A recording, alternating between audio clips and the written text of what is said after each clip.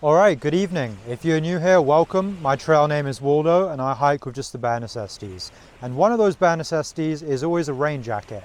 No matter where I hike, I usually bring a rain jacket because you never know when you run into rain, especially on a long distance trail. And the two main rain jackets that I've used are the Enlightened Equipment Visp, which I'm wearing right now, and the Frogtogs Ultralite 2. This is a Frogtogs jacket, and I'll put this on in a minute when I start talking about it. But first I'm going to talk about the Enlightened Equipment Visp. I'm going to try and make this video straight to the point, and I'm going to have lots of other videos like this, quick videos just giving pros and cons of different things. So if you like this kind of video, please do subscribe. I'm going on the Continental Divide Trail soon with the Frogtogs rain jacket, and I use this Enlightened Equipment Visp jacket on the Arizona Trail. So there's going to be a video for every single day on the Continental Divide Trail, so if you're interested in that, please do subscribe. But yeah, getting on with the video, this is the Enlightened Equipment Visp. I really like this jacket, and it has certain pros and cons to it. The pros, I would say, the biggest ones, are that it fits really well, and it looks really nice, and it's really light. And when you first get it, it's definitely waterproof, but I would say that the biggest con was that it really lost its waterproof value. And even when trying to re-waterproof it with Nick Wax, there's this Nick Wax stuff that you can throw your rain jacket in the washing machine with, and it's supposed to re-waterproof it. Even doing that, it's still wetting through at this point. So I've had this rain jacket for about a year and a half. This is the men's medium size, and the color I believe is called Sage Green. I really like the color. It's a nice kind of like neutral type of color. It's not too bright. And the fit is really good. You know, it's big enough that you can easily have like a puffy jacket underneath or something like that, but it's also a bit more sleek than the Frogtogs rain jacket. It has an adjustable cord here, so you can tighten this if you want it a bit more cinched down on the waist, and it's also decently long, so it stops like water from making like your shorts or your trousers or whatever really wet, because water kind of runs off and then you get wet below. So I like the fact that it's a little bit longer. The sleeves are also long enough that you can put your hands in the sleeves if you're really cold, and it also has like Velcro adjustable straps on the sleeves. And the hood is good. I'm wearing a hoodie underneath here, so it's not exactly how it would always look, but anyway, this is kind of tightened up right now, so it has these two cords here, and then it also has a cord on the top of the head right here, so you can get it nice and tight on your head, and that way if it's really windy, the hood will definitely stay on. So I've hiked in really strong wind and rain before, and the hood always stays up. So I really like this rain jacket, but as I said, after about a year and a half of use, it's just become unusable. I had it on the Arizona Trail when it was pouring rain one day, and I was getting soaked in like half an hour. And I think that's partly due to the fact that it's really thin material, and so it is waterproof when you first get it, but eventually it'll just lose that. And this costs I think around $200 US. I'm not sure the exact price. If you look at the description box below in this video, I'll put the exact weight of this jacket and the Frogtogs rain jacket, and I'll also put the price of each. This costs a lot more than the Frogtogs rain jacket. The Frogtogs rain jacket is closer to like $20, maybe $30 or something like that, and this is closer to like $200.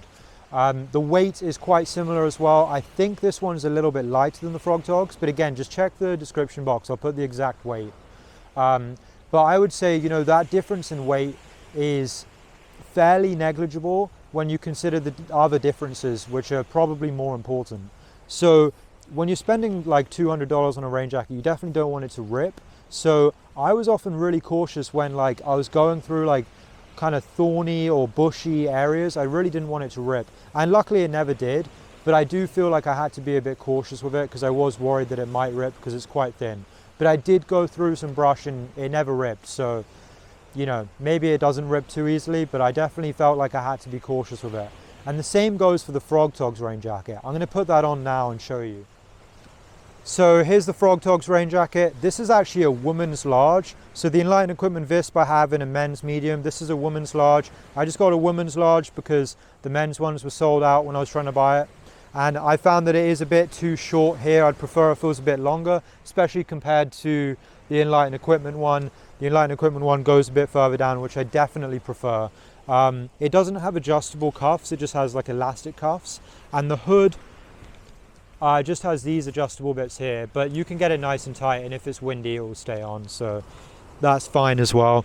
It's definitely very waterproof, definitely keeps you dry, and I've never used a Frogtogs jacket to the point where it's wetting through really. I've always had them be waterproof, and then eventually they usually like tear or something like that, or something happens to them and I have to replace it, and that usually happens before it loses its waterproof value. So I've used Frogtogs jackets a lot. I used one on the Pacific Northwest Trail where it rained quite a lot, and also in some like UK hiking and hiking around Vancouver and BC. So a lot of rainy places. It's kept me dry. But as I said, if you're ever going to do any bushwhacking or like thick, bushy, overgrown trail, it is likely that it will rip. It tears very easily because, you know, it's very thin and light. So yeah, I don't really like how baggy it is. I actually kind of prefer the woman's large. Previously I had either a men's small or men's medium, and it was a bit longer, which was nice, but this is honestly like a better fit overall because it's not as baggy. I find the Frogtogs jackets quite baggy, don't look as good. It kind of just looks like a trash bag rather than Enlightened equipment, looks like more of a normal jacket. But this jacket is really cheap, and if it tears, you know, it's easily replaceable. You can buy them in a lot of places in the US and just quickly pick one up. So my overall preference right now is the Frogtogs jacket, simply because it's cheap and replaceable. And also just because I was a bit annoyed by the fact that the Enlightened equipment Visp started to wet through. So I would say those are the key differences. The main things are Enlightened equipment Visp fits better, looks better, is more sleek, not as baggy, but seems like it wets through a bit easier. The weight differences are quite small. That'll be in the description box. And yeah, that's pretty much it. So if this video was useful to you, you know, all I'm really doing is demonstrating how they look and how they function. Put a lot of miles into both. The Enlightened equipment Visp I've worn probably a similar amount to the Frogtogs. I wore the Enlightened equipment Visp a lot of UK hiking, and also Arizona Trail, and lots of just going around Vancouver, going around London in the rain. So yeah, I've used these extensively, and right now the Frogtogs is my preference. So if this video was useful to you, please do subscribe to the channel. I'm going to have more videos like this, and I'm also going to have lots of videos coming out on the Continental Divide Trail pretty soon. So see you guys in the next video.